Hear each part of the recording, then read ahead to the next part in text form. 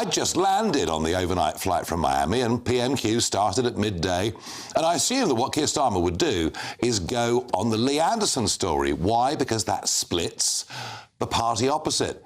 Some members of Parliament for the Conservatives think he went way too far. Others think his suspension is ridiculous and electorally bad news. But no, he didn't do that. He wanted, for some reason, to talk about me. Have a look. He also claimed, Mr. Speaker, that Nigel Farage is the man to restore the Tory party. Can the Prime Minister confirm whether he too would welcome Mr. Farage back into the Tory fold? Mr. Speaker, in our party, we have a proud tradition of diversity and accepting everyone from every background. Indeed, it is a proud record that puts Labour to shame, Mr. Speaker.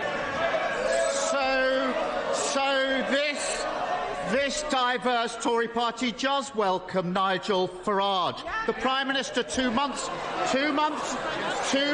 ago, the Prime Minister said the Tory party is a broad church. I welcome lots of people who want to subscribe to our ideals and our values. This is the same Nigel Farage who said he agreed with the basic premise of Enoch Powell's Rivers of Blood speech and bemoaned the influence of the Jewish lobby. So is the Prime Minister simply too scared to stand up to the gaggle of Tory MPs who moonlight as GB presenters, or does he genuinely think Nigel Farage shares the ideals and values of the Tory party? Oh dear, oh dear, oh dear. I think somebody might be slightly worried. You see, here's the point. Back in 2015, actually Labour benefited hugely from UKIP taking Tory votes. But from thereafter, actually, we were really, really hurting Labour, hurting them in a really, really big way. And, of course, Brexit. 4 million Labour voters voted Brexit. Yes, the very same Brexit that you, Mr Starmer, wanted to overturn and force us into a second referendum. And here's the point. When he says, I agree with the basic premise of Enoch Powell's Rivers of Blood speech, well, the basic premise was that uncontrolled mass immigration would lead to divided societies in our cities that became unrecognisable and that could lead to conflict. Well, have a look at what happened with the intimidation of members of Parliament last week.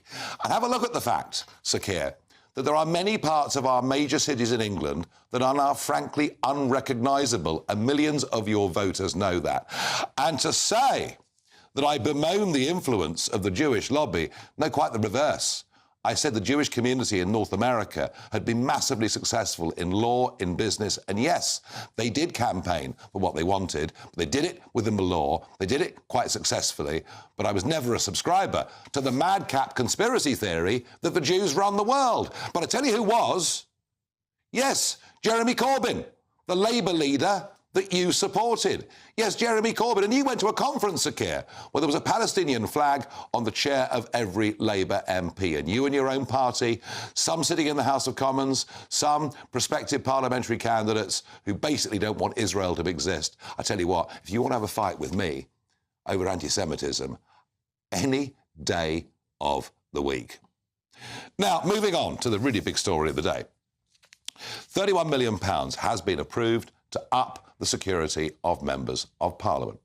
Is this the right thing to do? Well, regular viewers to this show will know I have been predicting for a very, very long time that MPs would soon start to understand what my life was like for over a decade. If I'd not had chauffeur-driven cars, if I'd not had close personal protection, I very much doubt I'd be sitting here talking to you now. That's how vile and vicious and frankly dangerous it was when I was leading UKIP.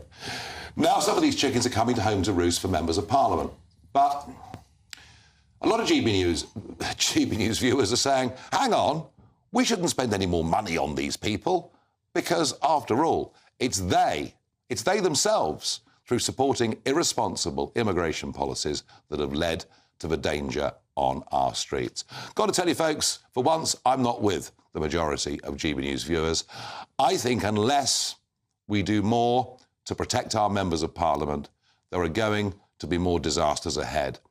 And unless we know that becoming an MP, is a relatively, yes, of course, you accept brickbats, but is a relatively safe thing to do, we will put off the kind of good, brave people that we need to stand for Parliament, to get into Parliament, to turn this mess around. So you tell me, I'm expecting a flurry of disagreements. Do MPs need more protection? Farage@gbnews.com.